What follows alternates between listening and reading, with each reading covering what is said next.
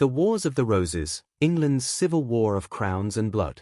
The Wars of the Roses were not a single war, but a series of brutal and confusing conflicts that tore England apart in the 15th century.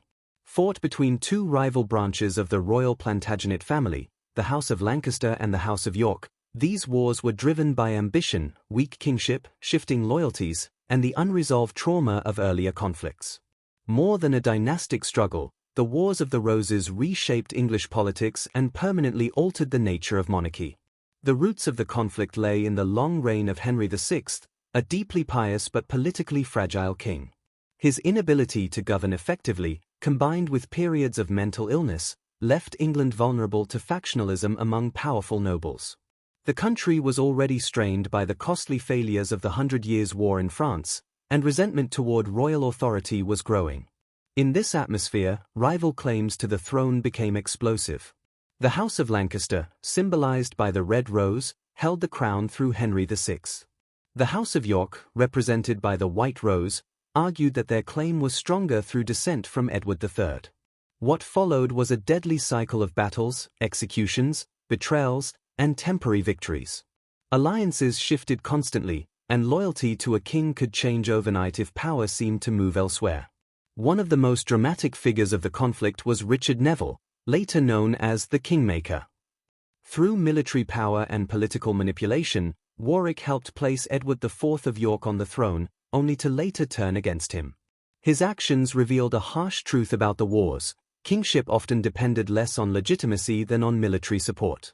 The wars were marked by extraordinary violence among the nobility. Unlike earlier conflicts, captured nobles were frequently executed rather than ransomed. This destruction of England's aristocracy weakened the old feudal order and created space for a stronger, more centralized monarchy to emerge. Ordinary people suffered too, as armies looted the countryside and local economies collapsed under constant instability. The conflict reached its climax at the Battle of Bosworth Field, where Richard III, one of history's most controversial monarchs, was killed in battle.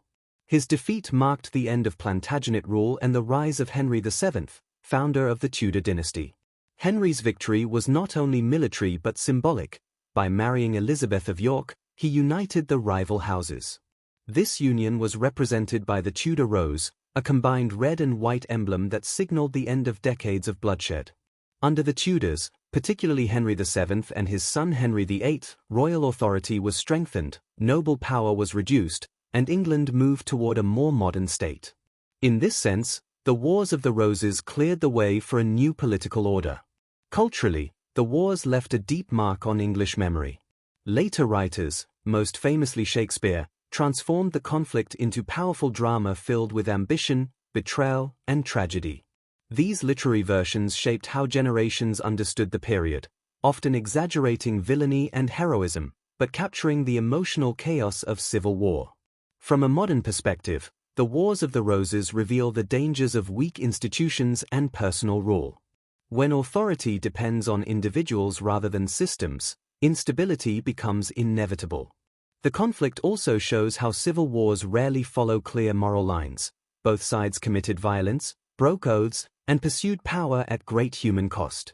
In the end, the Wars of the Roses were not simply about flowers or family names. They were about legitimacy, governance, and the price of political failure. England emerged transformed, exhausted by war, wary of noble ambition, and ready for stronger central rule. Though the roses have long since faded, the lessons of the Wars of the Roses remain strikingly relevant. When power is contested without limits, the battlefield becomes the court, and the nation itself becomes the prize.